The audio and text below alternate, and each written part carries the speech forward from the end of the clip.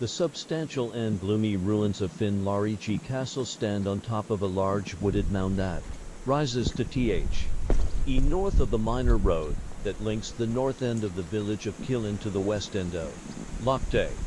Close by are the ruins of the Breadalbany Mausoleum.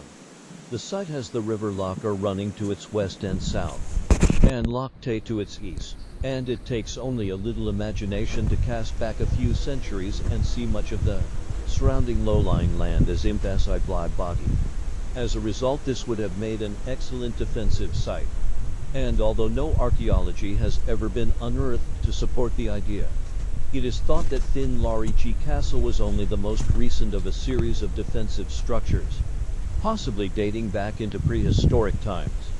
Placed on this site, there is a sign next to the path which the feet of the curious have created up the side of the mound from the road to the castle. It points out that Finlarig Castle is private property, and that the ruins of the castle and mausoleum are dangerous. Both aspects of the sign should be heeded. As well as a ruined castle and mausoleum, this is a burial ground used within the last 100 years, and anyone visiting should tread lightly and respectfully and carefully. The ruins seem to have simply continued to deteriorate since visited by David MacGibbon and Thomas Ross, the authors of a definitive guide to Scottish castles published in 1892. And there is every chance of loose stones falling on the heads of unwary visitors. What you find at Finlarig are the remains of a 4-story castle built to a Z-plan design. A main block with offset towers at the southwest and northeast corners. It seems to have been built in the 1620s by Sir Duncan Campbell, 7th Laird of Glen or Chy, probably on the site of an earlier castle. Black Duncan, as he was known, had a liking for castles and was also responsible for building those at Balsardini in Argyll and Acho later on the edge of Rannoch Moor, as well as Adina Empile Castle near Loch Head. It is said that in 1651 the Scottish Parliament was summoned to assemble at Finlarig Castle, but that only 3 members actually turned up.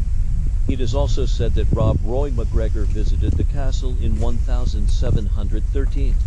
The south side of the castle is the best preserved.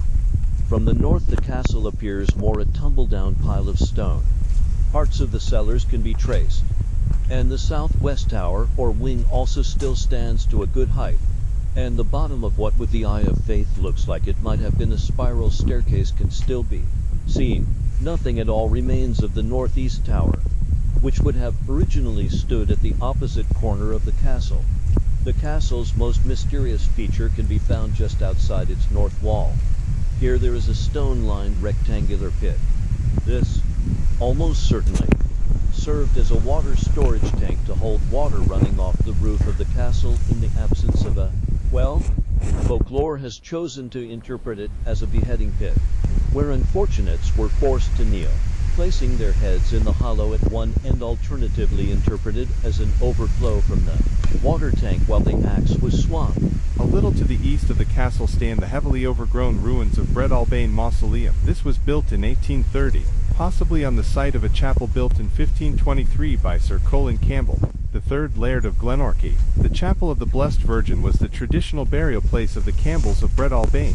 The mausoleum that replaced it is in almost as poor a state as the much older nearby castle, and the state of its stonework looks, if anything, even more precarious. The mausoleum had presumably already fallen into disuse by 1922, when Sir Gavin Campbell, the 17th Laird of Glenorchy and 4th Marquess of Breadalbane, was buried nearby, to be followed by his wife, Lady Alma Graham, in 1932. Today the Celtic stone crosses which mark their graves occupy a site which follows centuries of family tradition, but they look a little forlorn and lonely, standing almost in the shadow of the ruins of Finlarig Castle and the Breadalbane Mausoleum.